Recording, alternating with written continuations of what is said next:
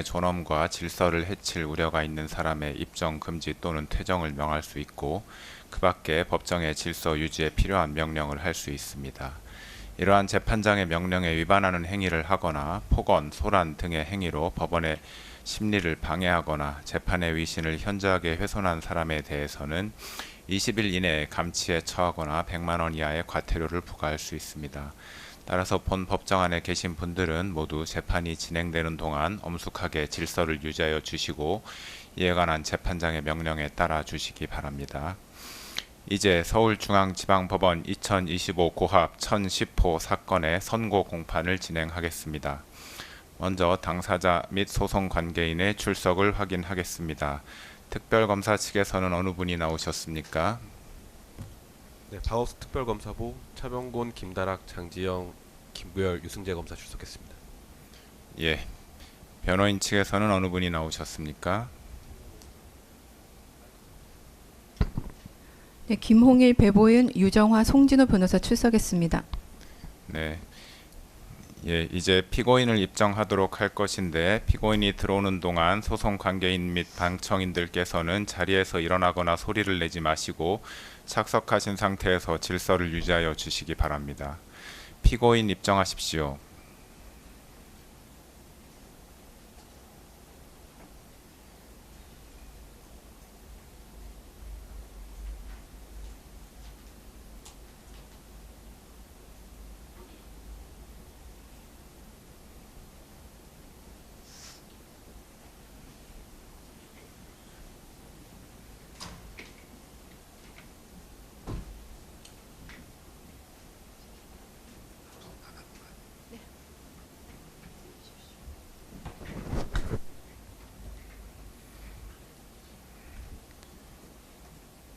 예, 피고인 판결 선고는 피고인이 착석한 상태에서 진행하겠습니다.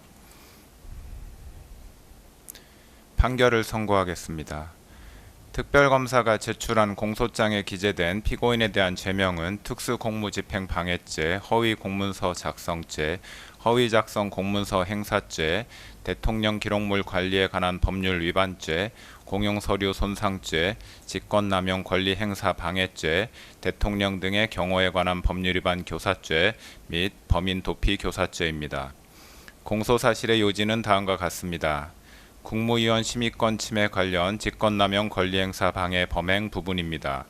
피고인은 2024년 12월 3일 22시경을 기하여 대한민국 전역에 비상계엄을 선포하기에 앞서 같은 날 20시경 국무총리 한덕수, 외교부 장관 조태열, 통일부 장관 김영호, 법무부 장관 박성재, 행정안전부 장관 이상민만을 대통령실로 불러 비상계엄 선포 계획을 알렸습니다.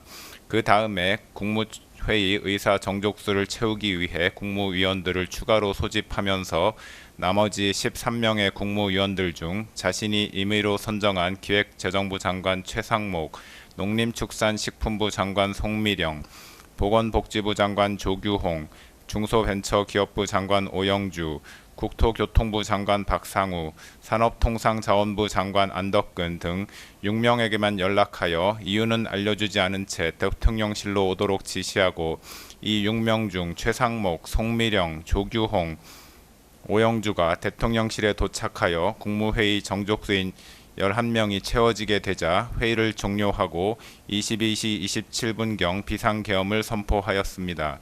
그럼으로써 출석하라는 연락을 받지 못한 교육부 장관 이주호, 과학기술정보통신부 장관 유상임, 국가보훈부 장관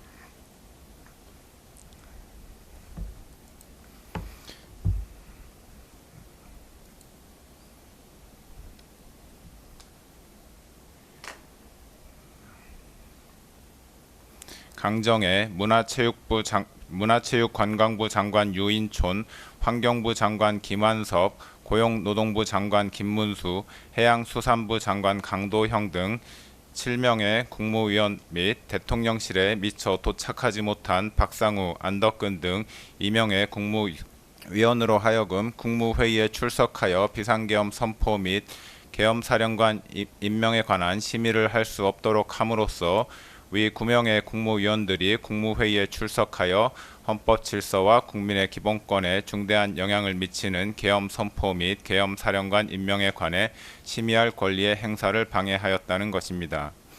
비상계엄 선포 문서 사후 작출 관련 허위 공문서 작성 및 행사 범행 부분입니다.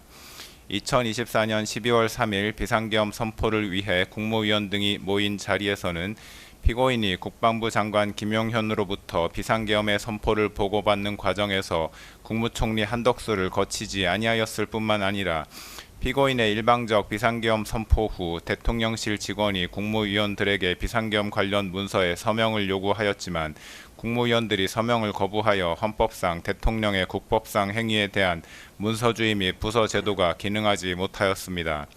그 후 대통령 비서실 부속실장 강의구는 2024년 12월 6일경 대통령, 국무총리, 국방부 장관의 서명란이 기재된 2024년 12월 3일자 비상계엄 선포문 표지를 작성하였고 그 뒤에 국무총리 한덕수에게서 전달받은 비상계엄 선포문을 첨부하여 2024년 12월 3일자 비상계엄 선포문을 만든 후 국무총리 한덕수와 국방부 장관 김용현으로부터 부서를 받은 다음 12월 7일 피고인에게 보고를 하였습니다. 피고인은 이 비상계엄 선포문에 대통령란에 서명을 하여 강의구 부속실장에게 전달하였고 강의구 부속실장은 이 비상계엄 선포문을 대통령 비서실 부속실에 보관하였습니다.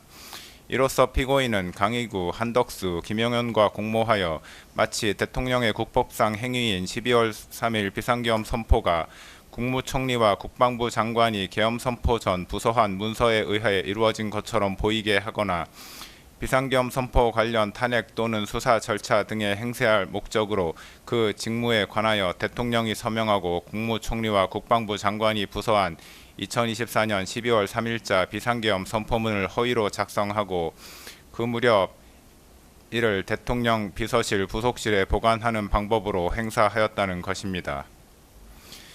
비상계엄 선포문 등 필기 관련 대통령 기록물 관리에 관한 법률 위반, 공용서류 손상 범행 부분입니다. 피고인이 위와 같이 대통령이 서명하고 국무총리와 국방부 장관이 부서한 2024년 12월 3일자 비상계엄 선포문을 허위로 작성한 후 수사기관에 비상계엄 관련한 사건에 대한 수사가 본격적으로 진행되자 한덕수 국무총리는 12월 8일 강의구 부속실장에게 전화하여 위 문건에 자신이 서명한 것을 없었던 것으로 하자고 하였습니다. 피고인은 2024년 12월 10일경 강의구로부터 위와 같은 한덕수의 말을 보고받자 총리의 뜻이 그렇다면 그렇게 해라 라고 강의구에게 말하여 허위로 작성된 위 2024년 12월 3일자 비상계엄 선포문을 폐기할 것을 승인하였습니다.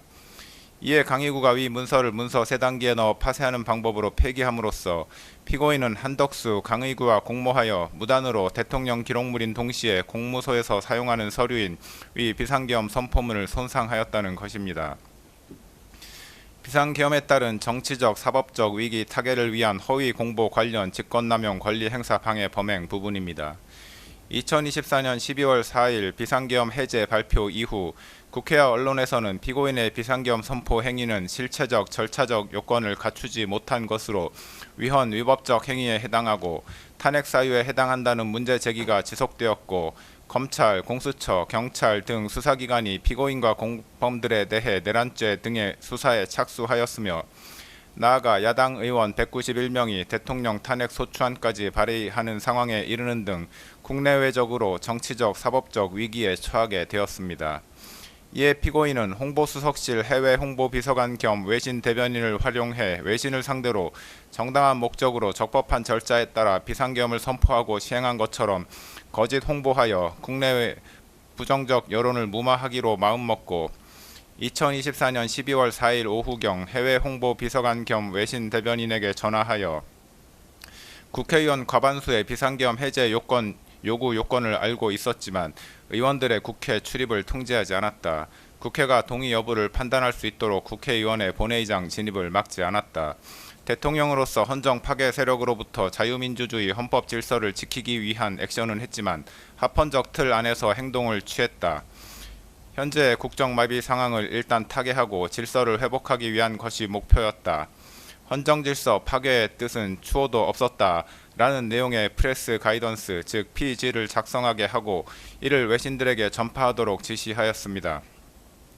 그러나 피고인이 지시한 PG의 내용은 허위의 사실이므로 외신 대변인에게는 피고인의 지시를 따를 의무가 없었는데도 피고인은 대통령실에 대한 지휘 감독 권한을 남용하여 외신 대변인으로 하여금 피고인이 알려준 허위의 사실을 PG로 작성하게 한 후 이를 외신 기자들에게 전달하게 하였고 외교부 부대변인에게도 위 PG를 보내주어 외신 기자들에게 전달하게 하였습니다. 이로써 피고인은 대통령 비서실의 업무를 총괄하고 소속 공무원을 지휘 감독하는 권한을 남용하여 외신 대변인으로 하여금 의무 없는 일을 하게 하였다는 것입니다. 내란 수사 대비 관련 대통령 등의 경호에 관한 법률 위반 교사 범행 부분입니다. 2024년 12월 4일 비상계엄 해제 이후 검찰, 공수처, 경찰 등 수사기관이 내란 등 혐의와 관련하여 피고인과 국군 방첩사령관 여인형, 수도방위사령관 이진우, 육군 특수전사령관 각종근 등에 대한 수사에 착수하였다는 사실이 대대적으로 언론에 보도되었습니다.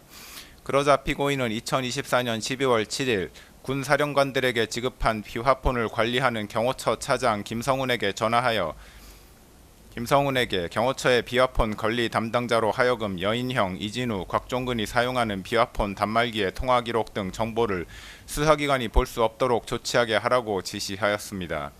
피고인으로부터 지시를 받은 김성훈은 같은 날 경호처에서 김모 지원본부장에게 전화하여 여인형, 이진우, 곽종근이 사용하는 비화폰 단말기의 통화 기록 등 정보를 수사기관이 볼 수 없게 조치하라고 지시하였습니다. 이로써 여인형 등이 사용하는 비화폰 단말기의 통화 기록 등 정보를 수사기관이 볼 수 없도록 하기 위하여 경호처 차장 김성훈으로 하여금 지원본부장을 상대로 직권을 남용하도록 교사하였다는 것입니다. 2024년 12월 30일자 체포 및 수색영장 등 재판 집행 관련 특수공무집행 방해, 직권남용 권리행사 방해 및 범인 도피 교사 범행 부분입니다. 2024년 12월 4일 비상계엄이 해제된 후 검찰, 공수처, 경찰에서는 내란 혐의와 관련하여 피고인 및 공범자들에 대한 수사에 착수하였습니다. 공수처는 2024년 12월 16일경부터 2024년 12월 26일경까지 피고인에게 출석 요구서를 3회 발송하였으나 피고인은 출석 요구에 응하지 아니하였고 결국 법원은 2024년 12월 30일경 피고인에 대한 체포영장과 수색영장을 발부하였습니다. 법원이 발부한 영장을 집행하기 위해 공수처는 2025년 1월 3일경 체포영장의 집행을 시도하였는데 피고인은 대통령 경호처장 박종준과 차장 김성훈 등에게 체포영장은 불법이므로 이에 응할 수 없다고 하면서 체포영장 등의 집행을 저지하라고 지시하였고 피고인으로부터 지시를 받은 경호처장 박종준과 차장 김성훈은 대통령 경호처 간부회의 등을 통해 대통령의 방침이라면서 이광우 경호본부장 등에게 피고인의 지시사항을 전달하고 군, 경, 병력동원 계획, 차벽 설치 계획 등을 수립하여 영장 집행을 물리적으로 저지하기로 모의하였습니다. 2025년 1월 3일 영장 집행이 개시되자 박종준, 김성훈 등은 대통령 경호처에 배속된 제55 경비단과 제33 군사경찰경호대에 연락하여 병력 지원을 요청하고 대통령 경호처 소속 공무원 등을 동원하여 공관촌 1정문에서부터 대통령 관저 앞에 이르기까지 대형 버스 등을 차벽으로 설치하여 삼중의 저지선을 구축하고 차벽 주변에 대통령 경호처 소속 공무원 등으로 하여금 인간 스크럼을 짜게 하는 등의 방법으로 영장 집행 담당 공무원 등의 대통령 관저 진입을 저지하고 그 과정에서 공수처 소속 검사, 수사관 등 영장 집행 담당 공무원을 가로막고 붙잡고 밀치는 등의 유형력을 행사하였습니다.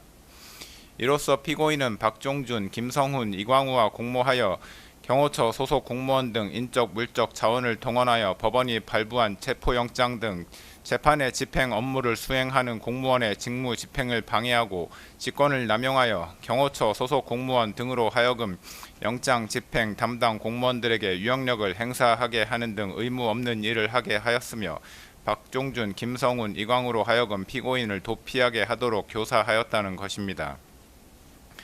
2025년 1월 7일자 체포 및 수색영장 등 재판 집행 관련 직권남용 권리행사 방해 범행 부분입니다. 1차 체포영장의 집행 저지 이후 경호처장 박종준이 2025년 1월 10일경 특수공무집행 방해 등 혐의로 경찰 조사를 받는 과정에서 사직서를 제출하였고 사직서가 수리되어 김성훈 차장이 처장 직무대행직을 맡게 되었습니다. 공수처는 1차 체포영장 등의 집행이 무산된 이후 2025년 1월 7일 피고인에 대한 체포 및 수색영장을 다시 발부받아 2025년 1월 15일 영장 집행을 시도하였습니다. 공수처의 체포영장 등 집행에 응할 수 없다는 피고인의 기조는 경호처장 박종준의 사임으로 처장 직무대행이었던 김성훈과 경호본부장 이광우에게 계속하여 유지되었습니다. 이러한 피고인의 기조에 따라 김성훈, 이광우는 공수처의 체포영장 등 집행을 저지하기 위해 대통령 경호처 소속 공무원 등을 동원하여 공관촌 내 주요 지점에 차벽과 윤형 철조망을 설치하고 인간 스크럼 짜기 훈련을 수차례 실시하였고 경호처 대테러부 소속 직원들에게 총기를 휴대하고 위력 순찰을 실시하도록 하였습니다. 이로써 피고인은 김성훈, 이광우와 공모하여 대통령 경호처장 등의 권한을 남용하여 소속 공무원으로 하여금 2025년 1월 7일자 체포영장 등 재판의 집행을 저지하기 위해 의무 없는 일을 하게 하였다는 것입니다. 개별 공소사실의 인정 여부에 관해 보겠습니다. 국무위원 심의권 침해 관련 직권남용 권리행사 방해 범행 부분입니다. 피고인은 2024년 12월 3일 비상계엄을 선포한 행위와 관련하여 이 법원에 내란 우두머리 혐의로 공소가 제기되어 현재 재판 계속 중인데 피고인이 한 국무회의 소집 행위는 계엄 선포 행위 이전에 이루어진 것으로서 대한민국 헌법 및 관계 법령이 규정하는 계엄 선포에 필요한 사전 절차인 국무회의의 심의를 거치기 위한 것에 불과하므로 별건 내란 우두머리죄 공소사실 기재 행위의 실행의 착수 전 단계에서 행하여졌다고 보는 것이 타당합니다. 따라서 이 부분 공소제기는 이중기소에 해당하지 않습니다. 헌법과 계엄법 등 관계 법령의 문헌과 그 입법 취지 및 대통령의 권한 행사와 관련하여 국무회의의 심의가 갖는 제도적 의의 등을 종합적으로 고려하면 모든 국무위원은 국무회의의 구성원으로 국정을 심의할 권한을 가진다고 판단됩니다. 따라서 대통령이 국무회의를 소집하는 경우 국무위원 전원에게 소집 통지를 하여야 하고 일부 국무위원에게 소집 통지가 결여된 경우에는 해당 국무위원의 심의권이 침해되었다고 보아야 합니다. 피고인은 자신이 임의로 특정한 일부 국무위원들에게만 국무회의 소집 통지를 하였으므로 통지를 받지 못한 교육부 장관, 과학기술정보통신부 장관, 국가보훈부 장관, 문화체육관광부 장관, 환경부 장관, 고용노동부 장관, 해양수산부 장관 이상 7명의 국무위원들의 심의권을 침해하는 행위를 하였다고 판단됩니다. 피고인은 비상계엄의 밀행성과 신속성의 요청에 기인하여 국무위원들 전체에 대한 소집 통지를 하지 못한 것이므로 통상의 국무회의와 달리 계엄 선포와 관련하여 일부 국무위원에게 소집 통지를 하지 못한 것에는 정당한 사유가 있다고 주장하나 헌법과 관계 법령상 긴급한 경우에 그와 같이 소집 통지를 하지 않아도 무방하다는 취지의 예외 규정은 없습니다. 피고인이 주장하는 계엄 선포 사유, 즉 당시 야당이었던 더불어민주당의 다수의 고위공직자에 대한 탄핵 시도 내지 탄핵 소추안의 발의, 국가정보원의 선거관리위원회 시스템 점검 결과 등에 의하여 드러난 부정선거 의혹 해소, 국회의 2025년도 예산안 삭감에 따른 안보 공백 상황 초래 등을 고려하여 보더라도 피고인이 비상계엄 선포 이전에 국무위원 전원에 대한 소집 통지를 하지 못한 것을 정당화할 수 있을 정도로 긴급한 상황 하에 있었다고는 보기 어렵습니다. 피고인이 소집 통지를 한 국무위원과 그렇지 아니한 국무위원 사이에 계엄 선포의 보안 유지 필요성과 관련하여 의미 있는 합리적 차이가 존재한다고도 볼 수 없습니다. 피고인은 계엄 선포 당시 국회 통제 등 물리적 조치를 수반하지 아니한 채 단지 국민들에게 국가안보 위기 상황, 야당에 의한 국정와비 상황 등의 현황 및 심각성을 알리기 위한 목적에 이른바 메시지 계엄을 선포하려고 한 것이었다고도 주장하는데 피고인의 위와 같은 주장에 따르더라도 국무위원 전원에게 소집 통지를 하지 못할 정도로 긴급성과 밀행성이 요구되는 상황이 존재하였다고 보기 어렵습니다. 오히려 비상계엄과 같은 국가 긴급권을 행사할 경우 국가의 각 분야에 있어 비상 상황을 초래할 수 있고 다양한 분야에서 국민의 기본권을 침해할 소지가 있으므로 국가 긴급권 행사의 오남용에 따른 피해를 미연에 방지하기 위해 국정 각 분야의 보좌 및 심의를 담당하고 있는 국무위원 모두에게 국무회의에 소집을 통지할 필요성은 더욱 크다고 할 것입니다. 결국 피고인이 교육부 장관, 과학기술정보통신부 장관 등 7명의 국무위원들에 대한 국무회의 소집 통지를 하지 않아 해당 국무위원들이 국무회의에 참석하지 못하도록 한 행위는 직권을 남용하여 위 각 국무위원의 심의권을 침해한 행위에 해당하고, 이에 관한 피고인의 고의 역시 인정된다고 할 것이므로 이 부분 직권 남용 권리 행사 방해죄는 유죄로 인정됩니다. 다만 피고인이 이와 같이 국무위원 7명에 대하여 국무회의 소집 통지를 하지 않았던 것과 달리 기획부 재정부 장관, 농림축산식품부 장관, 보건복지부 장관, 중소벤처기업부 장관, 국토교통부 장관, 산업통상자원부 장관 이상 6명의 국무위원에게는 대통령실로 오도록 연락함으로써 소집 통지를 하였는데, 그중 대통령실에 늦게 도착한 국토교통부 장관과 산업통상자원부 장관은 국무회의에 참석하지 못하였습니다. 그런데 정부 조직법, 국무회의 규정 등 관계 변명에 의하더라도 국무회의 소집 통지에 관하여 그 통지의 구체적인 내용이나 방식 등을 제한하는 규정은 찾아볼 수 없고, 소집 통지를 한 국무위원 전원이 국무회의에 실제로 참석할 때까지 국무회의를 개최할 수 없다는 규정 역시 존재하지 않습니다. 따라서 대통령인 피고인이 국무회의의 안건인 비상겸의 선포가 가지는 긴급성과 보안성을 고려하여 국무위원들에게 국무회의 개최 여부나 안건에 관한 언급 없이 단지 대통령실로 오도록 하는 방식으로 소집 통지를 하였다거나, 소집 통지를 한 국무위원들이 모두 도착하기도 전에 의사정족수에 해당하는 국무위원들이 출석한 즉시 국무회의를 개최하였다고 하더라도 미처 출석하지 못한 국무위원들에 대하여 그 심의권을 침해할 고의가 있었다거나 국무회의의 소집 및 개최와 관련하여 관계 변명을 위반하였다고 단정하기 어렵습니다. 그렇다면 이 부분 공소사실 중 국토교통부 장관과 산업통상자원부 장관의 2명에 대한 공소사실은 범죄 증명이 없는 경우에 해당하여 무죄라고 할 것입니다. 다만 이 무죄 부분 공소사실은 그와 상상적 경합 관계에 있는 교육부 장관, 과학기술부, 정보통신부 장관 등 7명의 국무위원에 대한 심의권 침해 관련 각 직권남용 권리 행사 방해죄를 유죄로 인정하는 이상 따로 주문해서 무죄를 선고할 것은 아닙니다. 사후부서 관련 허위 공문서 작성 및 행사, 대통령 기록물 관리에 관한 법률 위반, 공용 서류 손상 범행 부분입니다. 이 부분 공소사실에 기재된 강희구 대통령실 부속실장이 작성한 문서는 비상계엄 선포라는 제목 아래에 2024년 12월 3일 22시 00분 부로 비상계엄을 선포한다는 내용이 기재되어 있고, 그 밑에 대통령의 서명, 작성일자 2024년 12월 3일 국무총리와 국방부 장관의 부서로 구성되어 있습니다. 문서의 기재 형식과 내용에 비추어 보면 이 문서는 작성 권한 있는 공무원인 피고인이 서명의 방식으로 결재함으로써 성립된 문서에 해당합니다. 또한 이 문서는 2024년 12월 3일 비상계엄 선포 전에 일부 국무위원들에게 배포되었던 부서문이 첨부되지 않은 비상계엄 선포문과는 별개의 독립된 역할과 성격을 가진 문서로서 비상계엄 선포문과 함께 계엄 선포와 관련하여 작성되는 문서에 해당한다고 판단됩니다. 이러한 문서의 기재 형식과 내용, 과거 비상계엄 선포와 관련하여 작성되었던 문서와의 형식적, 내용적 유사성, 관련자들의 진술 내용 등을 종합하여 보면 강희구 부속실장은 12.3 비상계엄이 헌법 제82조에서 정한 비상계엄 선포를 위한 절차적 요건을 갖추었다는 점을 증명하기 위하여 문서를 기한하였고, 피고인 스스로도 이 문서가 비상계엄 선포에 관하여 국무총리와 관계 국무위원회 부서를 받은 문서라는 점을 인식하면서 문서에 서명하였다고 할 것이므로 위 문서는 피고인이 그 직무에 관하여 작성한 공문서라고 보는 것이 타당합니다. 그런데 이 문서는 실제로 2024년 12월 6일에 양식이 작성되어 12월 7일에 피고인의 서명이 이루어졌는데도 불구하고 그 내용은 마치 2024년 12월 3일 작성되어 대통령 및 관계 국무위원회 서명이 이루어진 것처럼 기재되어 있으므로 그 자체만으로도 이미 허위의 공문서에 해당합니다.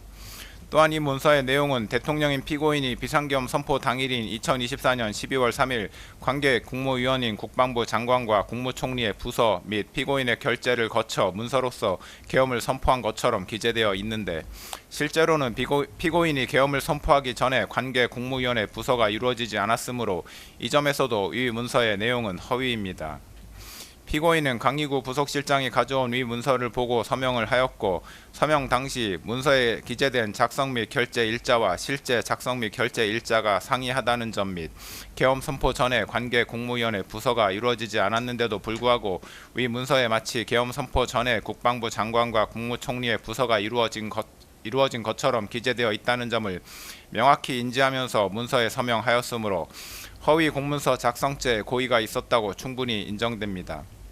또한 피고인은 향후 비상계엄 선포 요건이 문제가 될 경우 등에 대비하여 비상계엄에 관하여 헌법 제82조에서 정한 문서 주의 및 부서제도 요건을 갖추었다는 점을 증명하기 위한 문서로 사용할 목적으로 위 문서에 서명하였다고 보이므로 문서를 행사할 목적도 있었다고 인정됩니다.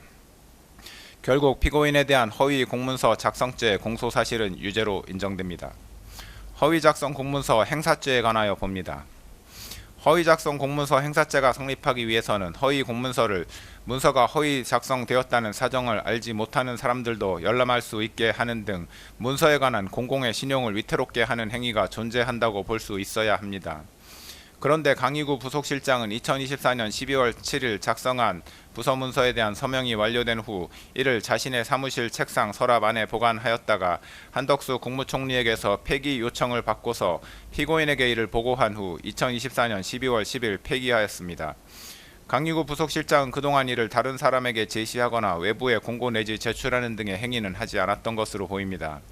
이러한 사정만으로는 위 문서가 허위 작성되었다는 사정을 알지 못하는 다른 사람들이 해당 문서를 열람할 수 있는 상태에 있었다고는 볼 수 없으므로 문서에 관한 공공의 신용을 위태롭게 하는 행위가 존재하였다고 보기 어렵습니다. 따라서 이 부분 공소사실은 범죄의 증명이 없어 무죄라고 판단됩니다. 대통령 기록물 관리에 관한 법률 위반죄 및 공용서류 손상죄 부분입니다. 대통령 기록물 관리에 관한 법률 제2조 제1호는 대통령 기록물을 대통령의 직무 수행과 관련하여 대통령 등의 기관이 생산, 접수하여 보유하고 있는 기록물이라고 정의하고 있습니다. 이 기록물에 해당하기 위해서는 문서, 도서, 대장, 카드, 도면, 시청각물, 전자문서 등 모든 형태의 기록 정보 자료 또는 행정 박물일 것, 대통령의 직무 수행과 관련될 것, 그 생산 또는 접수 주체가 대통령 또는 대통령의 보좌기관, 자문기관 및 경호 업무를 수행하는 기관 또는 대통령직 인수위원회일 것, 생산 또는 접수가 완료되었을 것 이상의 4가지 요건을 갖추어야 합니다. 앞서 본 허위 공문서는 문서 형태로 되어 있고 결재권자는 당시 대통령이었던 피고인이며 12.3 비상계엄이 헌법 제82조에서 정한 비상계엄 선포를 위한 절차적 요건을 갖추었다는 점을 증명하기 위한 목적으로 작성되었으므로 대통령의 직무 수행과 관련하여 작성되었다고 할 것이고 결재권자인 피고인의 결재가 이루어짐으로써 공문서로 성립된 동시에 대통령 기록물로도 생산되었다고 할 것입니다. 따라서 위 문서는 대통령 기록물에 해당합니다. 또한 공용서류 손상죄에서 말하는 공용서류란 공무소에서 사용하는 서류 기타 전자기록을 말하는데 그 해당 여부를 판단함에 있어 문서의 완성 여부, 공문서로서의 효력이 생겼는지 여부나 정식 결재 절차를 거쳤는지 등은 관련이 없습니다. 이 사건에서 문제되는 문서는 공문서로 성립되었으므로 공용서류에 해당하고 문서가 폐기될 무렵 그 문서를 사용할 의사나 목적이 명백히 소멸되었다고 볼 만한 정황을 찾아볼 수 없습니다. 따라서 피고인이 한덕수 국무총리 및 강희구 부속실장과 공모하여 위 문서를 폐기한 행위는 대통령 기록물 관리에 관한 법률 위반죄 및 공용서류 손상죄에 해당한다고 판단됩니다. 이 부분 공소사실은 각 유죄로 인정됩니다. 허위 공보 관련 직권남용 권리행사 방해죄 부분입니다. 피고인이 2024년 12월 4일 하모 해외 홍보 비서관 겸 외신 대변인에게 전화하여 국회의원 과반수의 비상계엄 해제 요구 요건을 알고 있었지만 의원들의 국회 출입을 통제하지 않았다. 국회가 동의 여부를 판단할 수 있도록 국회의원의 본회의장 진입을 막지 않았다. 대통령으로서 헌정 파괴 세력으로부터 자유민주주의 헌법 질서를 지키기 위한 액션은 했지만 합헌적 틀 안에서 행동을 취했다. 현재 국정화비 상황을 일단 타개하고 질서를 회복하기 위한 것이 목표였다. 헌정질서 파괴의 뜻은 추호도 없었다. 라는 내용의 피지를 작성하게 하고 이를 외신에 전파하도록 지시한 사실 및 이 지시를 받은 해외 홍보 비서관이 그 내용대로 피지를 작성한 후 이를 외신 기자들에게 전달하였고 외교부 부대변인에게도 피지를 보내주어 외신 기자들에게 전달하게 한 사실은 인정됩니다. 정부조직법, 국가공무원법 등 관계 법령의 내용을 종합하여 보면 대통령 비서실 소속 비서관은 대통령의 직무를 보좌하는 자로서 대통령의 명에 따른 지휘 감독을 받는 관계에 있고 이에 따라 직무를 수행할 때 상관인 대통령의 직무상 명령에 대한 복종 의무를 부담합니다. 특별검사는 공소사실에서 대통령 비서실 소속 비서관에게는 사실에 터잡아 업무를 수행하여야 할 의무가 있으므로 대통령이 해외 홍보 비서관에게 허위 내용의 피지를 작성하여 외신에 전달하도록 한 행위는 대통령으로서의 직권을 남용하여 비서관에게 의무 없는 일을 하게 한 것이라고 하였으나 관계법령에 의하더라도 대통령 비서실 소속 비서관이 사실에 터잡아 업무를 수행하여야 할 의무가 있다고 볼 만한 근거 규정은 찾을 수 없고 국민의 알 권리에 관한 헌법 규정 등에 의하더라도 대통령 비서실 소속 비서관의 그러한 의무가 도출된다고는 볼 수 없습니다. 대통령실 대변인이 전파하는 피지는 국정 현안에 관한 대통령실의 입장을 표명하거나 홍보하는 것으로서 피지의 내용이 언론에 보도되는 경우에도 대통령실의 입장 표명임을 표시하게 될 뿐만 아니라 동시에 해당 국정 현안에 관한 다른 언론 기사들도 보도되는 것이 통상적이라 할 것이므로 피지의 내용의 일부 사실관계에 부합하지 않는 내용이 포함된다고 하여 국민들의 알 권리가 침해된다고 보기도 어렵습니다. 피지를 작성하여 전달하는 행위는 사실관계를 있는 그대로 보도하는 행위와는 분명한 차이가 있습니다. 대통령의 명령에 따라 피지를 작성 및 전파하는 해외 홍보 비서관으로서는 특정 현안에 관한 대통령의 입장을 가능한 한 신속하고 정확하게 작성하여 외신 등에 전달하여야 할 의무를 부담할 뿐 대통령이 전달을 요청한 입장 내용 중 사실관계에 관한 내용이 있는지 여부를 가려내거나 사실관계와 일치하지 않는 내용이 있는지 여부까지 판단할 권한 또는 의무가 있다고 볼 수 없습니다. 결국 이 사건에서 피고인의 피지 전파 지시를 받은 해외 홍보 비서관에게 피지의 내용이 허위인지 여부를 판단하여 그 내용을 수정하여 전달하거나 전달을 거부할 의무가 있었다고 볼 수 없으므로 이 부분 공소사실은 범죄 증명이 없어 무죄라고 판단됩니다. 내란 수사 대비 관련 대통령 등의 경호에 관한 법률 위반 교사죄 부분입니다. 피고인은 경호처가 이미 제출한 비화폰 통화 목록과 비화폰은 위법하게 수집한 증거에 해당하여 증거 능력이 없다고 주장하므로 이에 관하여 봅니다. 비화폰과 비화폰 통화 목록은 일반인에게 알려지지 아니한 것으로서 그 내용이 누설되면 국가 안전 보장에 명백한 위험을 초래할 우려가 있다는 점에서 군사기밀보호법에서 정하는 군사기밀에 해당함은 분명하고 피고인이 사용한 비화폰과 피고인의 비화폰 통화 목록은 대통령이 업무와 관련하여 생산한 기록정보, 자료 내지 물품이라고 볼 수 있으므로 대통령 기록물법에서 정하는 대통령 기록물에 해당합니다. 그런데 군사기밀보호법은 수사기관의 군사기밀에 대한 압수수색 검증 자체를 제한하고 있지는 않고 압수된 군사기밀의 사후 처리와 관련된 내용만을 정하고 있을 뿐입니다. 대통령 기록물법 역시 수사기관의 대통령 기록물에 대한 압수수색 검증 자체를 제한하고 있지 않으며 압수된 대통령 기록물의 사후 처리와 관련된 내용도 정하고 있지 않습니다. 그렇다면 수사기관이 적법하게 발부받은 법원의 압수수색 검증 영장에 따라 군사기밀과 대통령 기록물을 압수하는 것이 군사기밀보호법과 대통령 기록물법에 위반된다고 볼 수는 없습니다. 경찰청 국가수사본부 비상계엄특별수사단 이하 경찰 특수단이라 합니다. 은 2025년 4월 9일 서울 서부지방법원 판사에게서 적법하게 압수수색 검증 영장을 발부받아 경호처와 협의를 거친 후 경호처가 소유, 소지 또는 관리하는 비화폰 및 비화폰 통화 목록을 압수하였고 압수 이후 군사기밀보호법에서 정한 군사기밀의 사후관리 규정을 위반하였다는 사정도 보이지 아니하므로 경호처가 경찰 특수단에 이미 제출한 비화폰 및 비화폰 통화 목록은 위법하게 수집된 증거에 해당하지 않습니다. 김성훈 경호처 차장의 직권남용에 관하여 봅니다.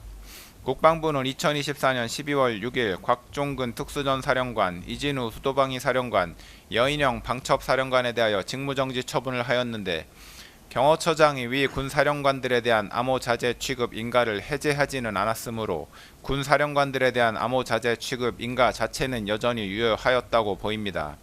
따라서 직무정지된 군사령관들이 곧바로 경호처의 비화폰을 반납하지 아니하였다고 하여 그 자체가 보안사고에 해당한다고 해석할 수는 없습니다. 김성훈 차장은 피고인과 군사령관들에 대한 수사가 본격적으로 시작되자 비화폰이 수사기관에 압수될 경우 피고인과 군사령관들 사이의 통화 기록이 확인될 것을 염려한 나머지 보안사고에 해당한다고 하면서 김모 지원본부장에게 비화폰 내 통화 기록 삭제 및 수사기관이 비화폰을 열어보지 못하도록 하는 조치를 할 것을 지시하였습니다. 김성훈 차장의 이러한 지시는 내란 우두머리 혐의 등으로 수사를 받고 있던 피고인의 사적 이익을 추구할 목적에서 이루어졌고 더욱이 지원본부장으로부터 그러한 조치가 증거인멸에 해당할 수 있다는 점을 여러 차례 보고받았으면서도 보안 조치를 종용하였는데 이는 수사기관의 적법한 수사활동을 방해하는 것입니다. 따라서 김성훈 차장은 국가공무원으로서 업무를 수행함에 있어 법령을 준수하여야 할 의무를 위반하였다고 판단됩니다. 김성훈 차장의 지시에도 불구하고 지원본부장은 비아폰에 저장된 통화 기록을 삭제하거나 원격 로그아웃 조치를 하지 아니하여 수사기관이 비아폰을 열어보지 못하게 하는 등 구체적인 권리 행사 방해 결과가 발생하지는 않았습니다. 그러나 구체적인 권리 행사 방해 결과가 발생하지 않았다고 하더라도 대통령 경호법상 직권남용죄는 성립합니다. 피고인은 2024년 12월 7일 김성훈 차장에게 전화하여 비아폰에 대한 조치를 지시하였는데 피고인의 지시는 피고인과 군사령관들에 대한 수사에 대비하기 위한 것으로 이해되고 김성훈 차장으로부터 증거인멸의 우려가 있다는 취지의 보고를 받았는데도 비아폰에 대한 조치를 재차 지시하였습니다. 피고인의 김성훈 차장에 대한 위와 같은 지시는 결국 수사기관이 비아폰을 열어볼 수 없도록 조치하라는 것이었습니다. 김성훈 차장에게 대통령 경호법상 직권남용죄가 성립하는 이상 김성훈 차장에게 위와 같은 지시를 한 피고인에게는 대통령 경호법 위반 교사죄가 성립한다고 보는 것이 타당합니다. 이 부분 공소사실은 유죄로 인정됩니다. 공수처의 2024년 12월 30일자 체포영장 등의 집행 저지와 관련한 피고인의 특수공무집행 방해, 직권남용 권리행사 방해, 범인 도피 교사 범행에 관하여 봅니다. 피고인은 검찰이 군검찰과 함께 구성한 12.3 비상계엄사태 특별수사본부로부터 2차례에 걸쳐 출석 요구를 받았으나 모두 불응하였고 공수처가 경찰 특수단 및 국방부 조사본부와 구성한 12.3 사태 공조수사본부로부터 3차례에 걸쳐 출석 요구를 받았으나 모두 불응하였습니다. 공수처는 2024년 12월 30일 서울 서부지방법원에 피고인을 내란 우두머리 등 혐의로 체포할 수 있도록 하는 체포영장을 청구하여 같은 날 위 법원에서 체포영장과 수색영장을 발부받았습니다. 이 수색영장에는 본건 수색영장은 별도로 발부하는 피의자에 대한 체포영장의 집행을 위한 피의자의 소재 발견을 위하여만 발부하고 압수 및 압수를 위한 수색을 불허하므로 형사소송법 제110조, 제111조가 적용되지 않음이라는 기재가 포함되어 있었습니다. 이 체포영장과 수색영장을 발부받은 공수처가 피고인의 직권남용 권리행사 방해 및 내란 우두머리 혐의에 관하여 수사권이 있는지에 관하여 봅니다. 공수처는 고위공직자 범죄 및 관련 범죄에 관하여 수사권이 있습니다. 형법 제123조의 직권남용 권리행사 방해죄는 공수처가 수사할 수 있는 고위공직자 범죄에 해당합니다. 피고인은 대통령으로서 헌법 제84조에 따라 내란 또는 외환의 죄를 범한 경우를 제외하고는 재직 중 형사상의 소출을 받지 아니하나 헌법 제84조는 형사상 소출을 받지 아니한다고만 규정하고 있을 뿐이고 헌법 및 법률에서 대통령에 대한 수사를 제한하고 있지는 아니한 점, 수사기관의 수사는 형사상 소출을 반드시 전제하는 것은 아니므로 형사상 소추와 수사기관의 수사는 분명히 구분된다는 점 등에 비추어 보면 공수처는 대통령 신분이었던 피고인의 형법상 직권남용 권리행사 방해 혐의에 대하여 수사를 할 수 있다고 판단됩니다. 공수처는 피고인의 직권남용 권리행사 방해 혐의에 대하여 수사를 하던 중 피고인의 내란 우두머리 혐의가 직권남용 권리행사 방해에 관련 범죄에 해당한다고 판단하여 피고인의 내란 우두머리 혐의에 대한 수사에 착수하였습니다. 피고인의 직권남용 권리행사 방해 혐의와 내란 우두머리 혐의는 사실관계가 동일하여 중간행위나 다른 원인의 매개 없이 직접 연결되고 직권남용 권리행사 방해 혐의에 대한 수사 과정에서 자연스럽게 피고인의 내란 우두머리 혐의가 드러날 수밖에 없는 관련성이 인정되므로 공수처는 피고인의 내란 우두머리 혐의를 관련 범죄로서 수사할 수 있습니다. 따라서 공수처는 피고인의 직권남용 권리행사 방해 및 내란 우두머리 혐의에 관하여 모두 수사권이 있습니다. 2024년 12월 30일자 체포영장 등이 관할을 위반한 것인지에 관하여 봅니다. 공수처법상 대통령이었던 피고인에 대한 내란 우두머리죄 및 직권남용 권리행사 방해죄는 공수처에 수사권이 있기는 하지만 공수처 검사가 직접 공소를 제기할 수 있는 범죄는 아닙니다. 이 경우 공수처는 수사관계 서류와 증거물을 서울중앙지방검찰청 소속 검사에게 송부하여야 하는데 서울중앙지방검찰청이 공수처로부터 송부받은 사건을 반드시 서울중앙지방법원에 공소 제기해야 하는 것은 아닙니다. 공수처법은 공수처 검사가 공소를 제기하는 고위공직자 범죄 등 사건의 제1심 재판은 서울중앙지방법원에 관할로 한다라고 정하고 있을 뿐입니다. 한편으로 공수처법은 형사소송법을 준용하도록 하고 있으므로 결국 공수처의 영장 청구에 관한 재판의 관할은 형사소송법에 따라 정해진다고 보는 것이 타당합니다. 피고인의 내란 우두머리 및 직권남용 권리행사 방해 범행은 서울 용산구에 위치한 대통령실에서 이루어졌고 공수처가 피고인의 혐의 사실에 대하여 수사할 당시 피고인은 서울 용산구에 있는 대통령관저에서 거주하였으므로 형사소송법에 따라 서울 용산구를 관할하는 서울 서부지방법원의 형사소송법상 토지관할이 인정됩니다. 따라서 공수처가 피고인에 대한 체포영장 등을 서울 서부지방법원에 청구하여 이 법원에서 영장을 발부받은 것은 관할 위반에 해당하지 않습니다.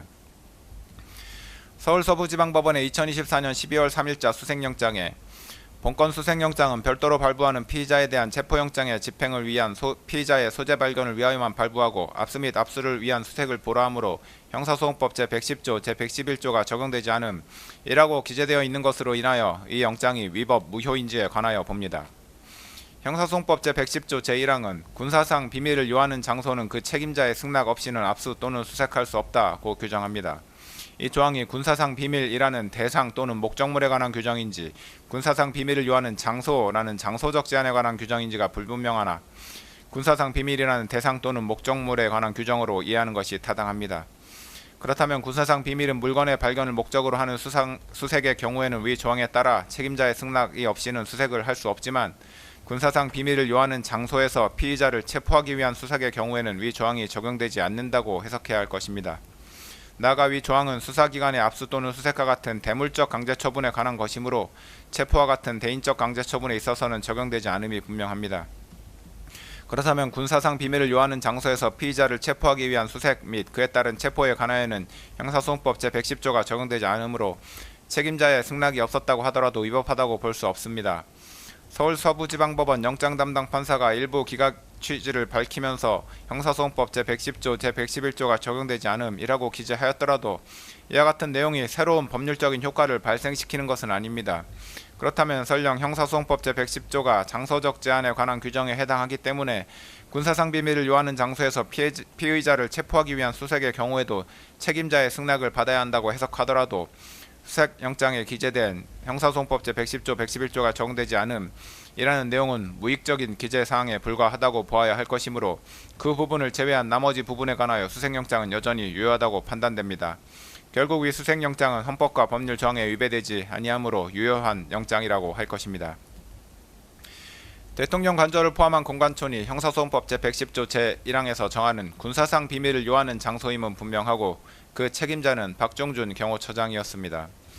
박종준 경호처장은 공수처가 2024년 12월 30일자 체포영장 등의 집행을 위하여 2024년 12월 31일과 2025년 1월 1일에 경호처에 협조 요청 공문 및 허가 요청 공문을 보낸 데 대하여 아무런 답변을 하지 않았고 2025년 1월 3일 공수처가 위 체포영장 등을 집행하는 과정에서는 형사소송법 제110조를 이유로 영장 집행에 대한 승낙을 거부하였습니다.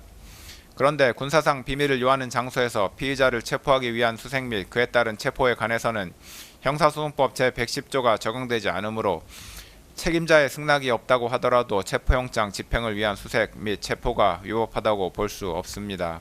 설령 형사소송법 제110조가 적용되어 책임자인 경호처장의 승낙이 필요하다고 해석하더라도 같은 조 제2항에 따라 해당 장소의 책임자는 국가에 중대한 이익을 해하는 경우를 제외하고는 승낙을 거부하지 못하는데 국회에서 탄핵소추가 의결되어 대통령으로서의 권한 행사가 정지되어 있었던 피고인을 내란 우두머리 및 직권남용 권리행사 방해 혐의로 체포하는 것이 국가에 중대한 이익을 해하는 경우에 해당한다고 볼 수는 없으므로 책임자인 경호처장은 영장 집행을 승낙하였어야 할 것입니다.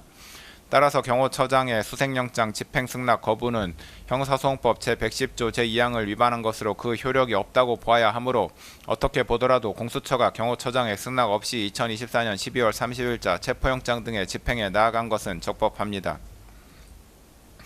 공수처는 2025년 1월 3일 오전에 공관촌에 도착하여 2024년 12월 30일자 체포영장 등을 집행함에 있어 영장을 박종준 경호처장, 김성훈 차장, 이광우 경호본부장 등에게 지시하였고 박종준, 김성훈, 이광우 등은 이를 모두 확인하였습니다.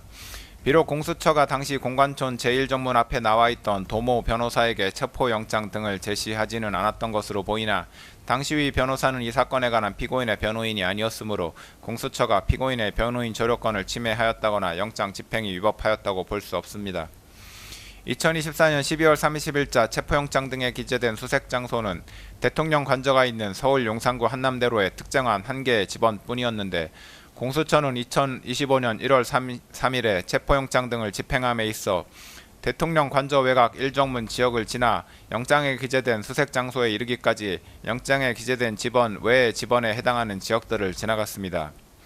수색이란 물건 또는 사람을 발견하기 위하여 일정한 장소나 물건, 사람의 신체를 뒤지는 강제 처분을 의미하므로 수색 장소로 이동하는 행위를 수색이라고 볼 수는 없고, 수색영장의 집행을 위하여 수색 장소로 이동하는 행위는 압수수색영장의 집행에 필요한 처분으로서 허용됩니다.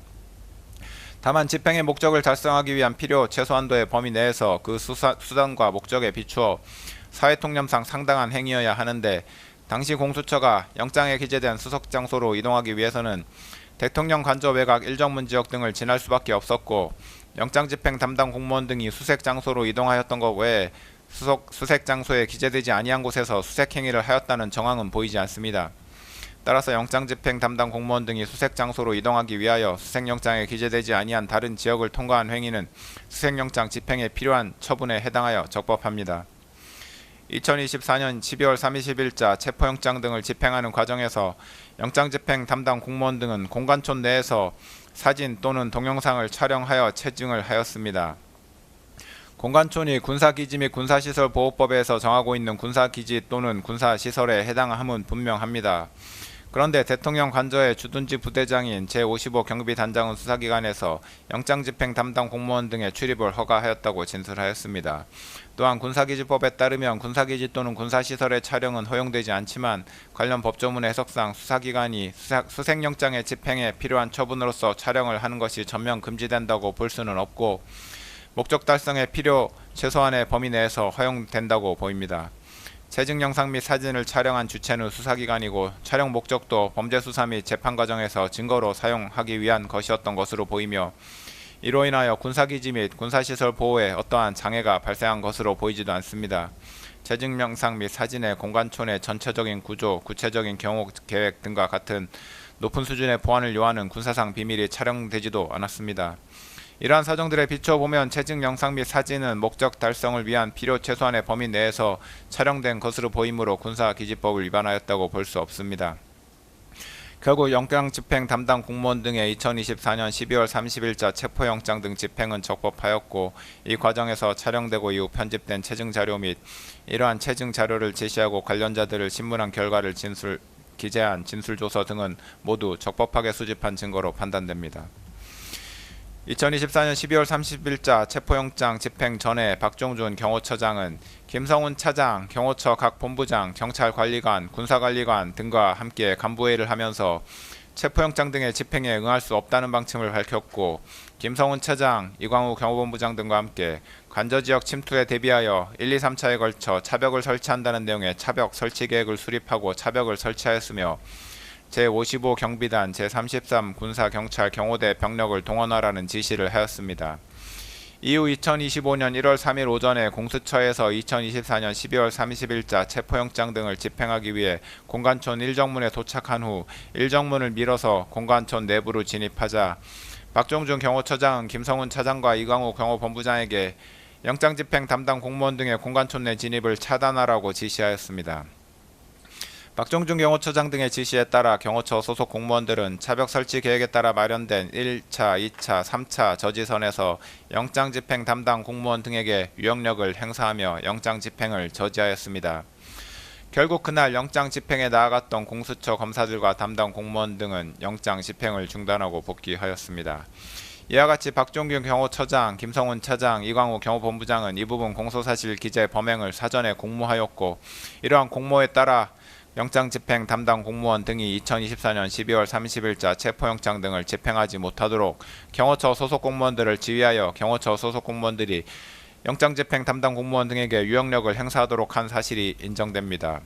그리하여 박종준 경호처장, 김성훈 차장, 이광우 경호본부장은 공수처의 2024년 12월 30일자 체포영장 등의 집행을 방해하고 직권을 남용하여 경호처 소속 공무원들에게 의무 없는 일을 하게 하였으며, 벌금형 이상의 범죄를 저지른 피고인을 도피하도록 한 것으로 판단됩니다.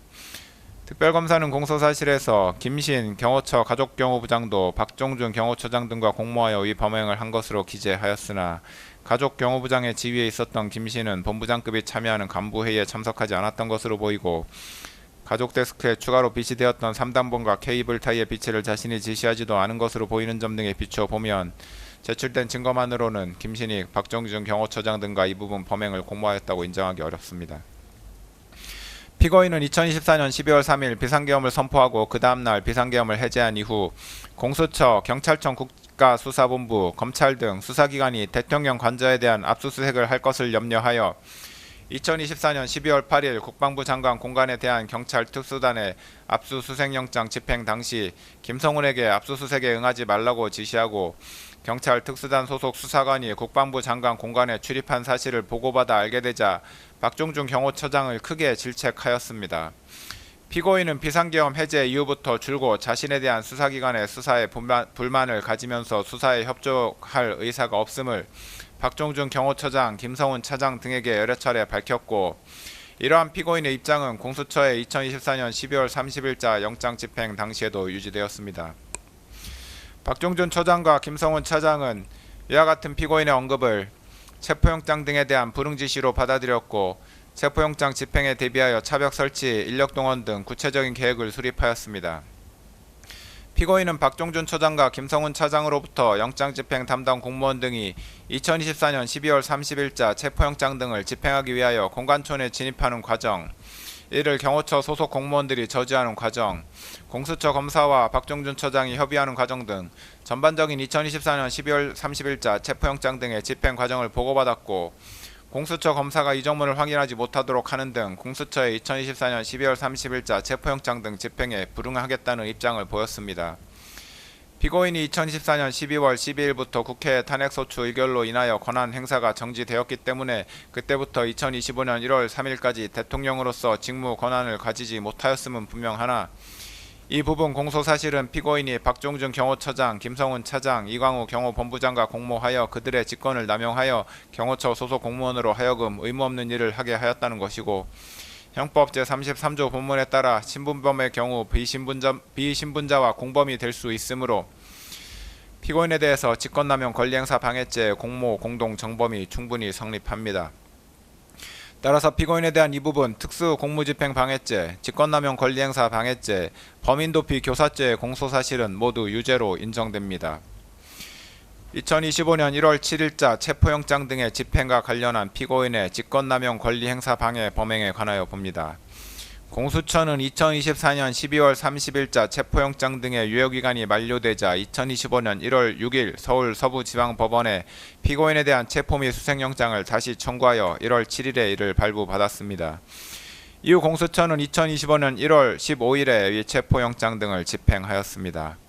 2025년 1월 7일자 체포영장 등을 집행하는 과정에서도 영장집행 담당 공무원 등은 사진 또는 동영상을 촬영하여 체증을 하였는데 앞서 본 바와 같은 이유로 이러한 체증 영상 및 이를 제시하고 관련자들을 신문한 결과를 기재한 진술조서 등도 위법하게 수집된 증거에 해당하지 않습니다. 공수처는 2025년 1월 7일자 체포영장을 집행함에 있어서 당시 박종준 경호처장의 사직으로 인하여 경호처장 직무 대리로서 책임자의 지위에 있었던 김성훈 차장의 영장 집행에 관한 승낙을 받지 아니하였고 영장 집행을 위하여 영장에 기재된 수색장소 이외의 지역들을 통과하였는데 앞서 본 바와 같은 이유로 이러한 사정들로 인하여 영장 집행이 위법하였다고 볼 수는 없습니다.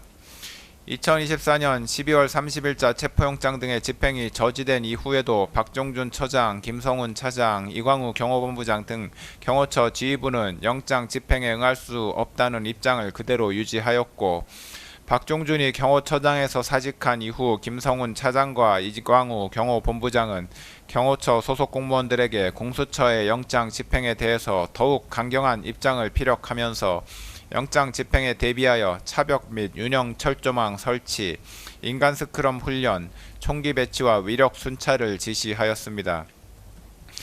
이러한 업무들은 경호 업무와 관련 없는 것이므로 김성훈 차장과 이광우 경호본부장은 직권을 남용하여 경호처 소속 공무원으로 하여금 의무 없는 일을 하게 한 것으로 판단됩니다.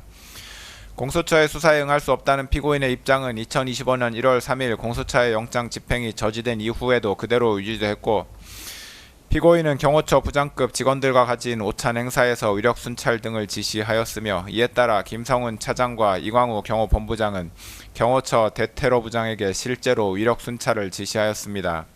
그리하여 피고인이 김성훈 차장, 이광우 경호본부장과 공모하여 경호처 소속 공무원들에 대해 의무 없는 일을 하게 한 사실도 인정됩니다. 이 부분 피고인에 대한 직권남용 권리 행사 방해 공소 사실도 유죄로 인정됩니다.